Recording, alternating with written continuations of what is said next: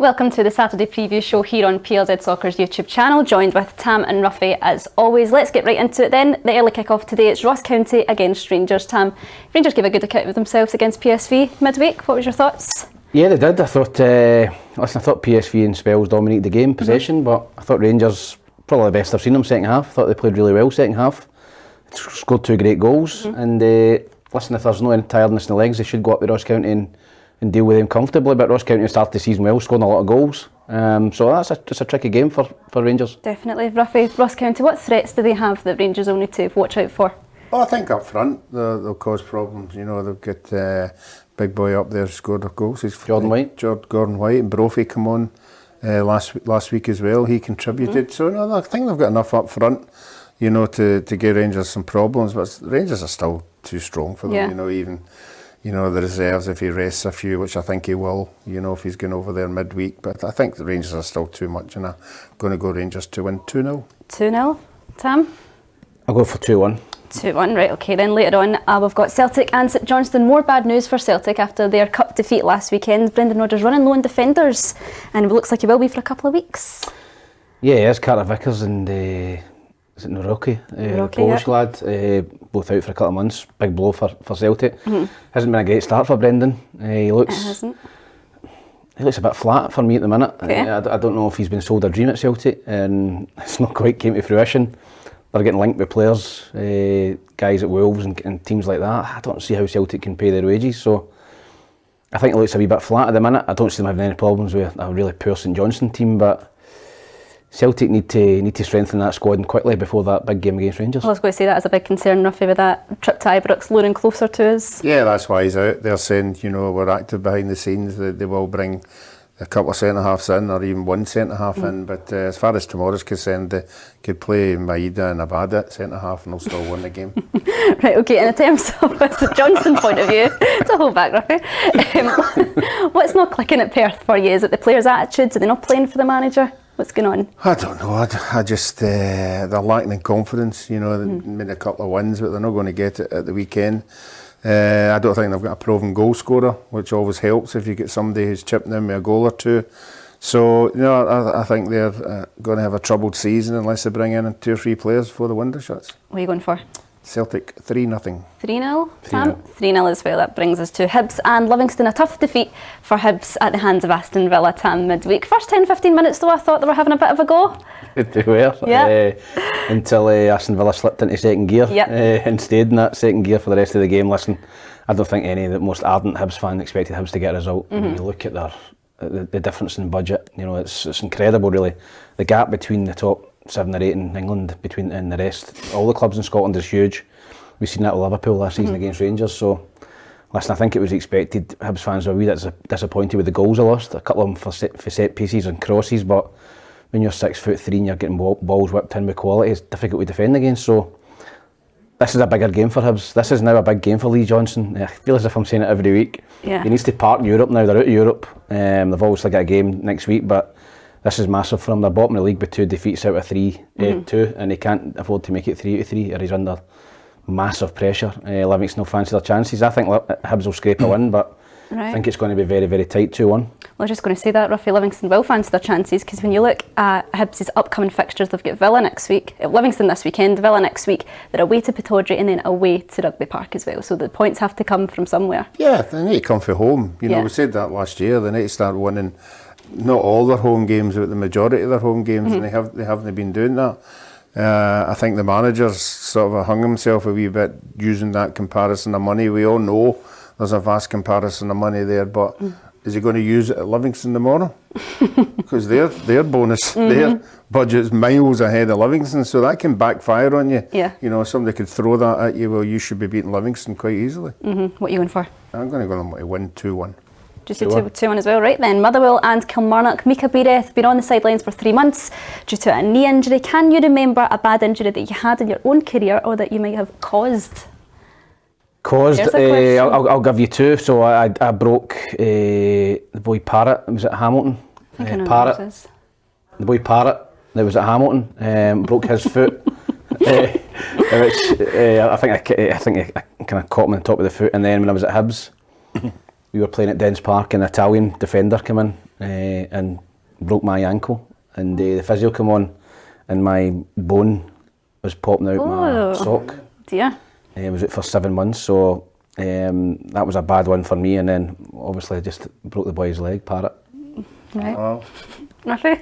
Parrot, was it? Oh, they get worse on here every week. I had only one injury, playing East Fife in a Scottish Cup, and the boy came through and kicked me in the leg in the first half. Came in at half time, said to be physio, I think I've done something to my foot, so he examined me, the old school, you know. Right. No, I think you're all right, just go out second half. I'm out second half taking by kicks and kicking and everything. Came in after the game, sent me to the hospital, 3 broken bones in my foot. Oh, wow. You know, just no good. hopeless. Well, it's no good news for Motherwell, Tam, because it was looking as if it was going to be a bright spark for them, Mikabirith. Yeah, it was. Listen, his debut was amazing against Motherwell. You know, he came on, against Hibs and scored one. He made the other goal. I don't think it was that bad a tackle. I've seen it now. Seen it back. Investigated it and sent me a link, but I don't think it's that bad a tackle. I just think he's unlucky. He's caught his standing foot, I think, and his knees maybe just buckled under the strain of that. I thought it was maybe a yellow card. He's not backing down on it, is he, Kettlewell? No, he seems to think it was a red card, and I don't think Stephen Robinson wants to get in a lot of words with him. So, listen, these things happen. I don't think it was a bad tackle, and unfortunately for the lad, he's come off first. So, yeah, that's a blow for the manager because he knows how good he was that first game. Definitely, Ruff. It's not been a bad start for Kelly. They're yet to concede a goal. That the confidence in that dressing room must be incredible. Certainly against Rangers and Celtic, you're going to be looking forward to every game. I think they will lose a goal tomorrow. I think Motherwell have been very good at home. But again, I got to be tight most of the 90 minutes, but I think Motherwell will edge it at the end, and I'm going to go Motherwell to win 2-1. 2-1, and what are you going for? I'm going to go for a Desmond. 2 each. 2 each, right, okay. Dundee and Hearts tomorrow. Hearts will be disappointed not to get the victory on Thursday night, but still very much in the tie, Tam. No? I don't think they are. I think they're out. I think they had to win at Tynecastle. I was quite impressed with them. I thought they looked slick in the forward areas. Roasting over there, they've got a great home record. Greek teams traditionally are stronger at home. I remember playing against AEK Athens away from home.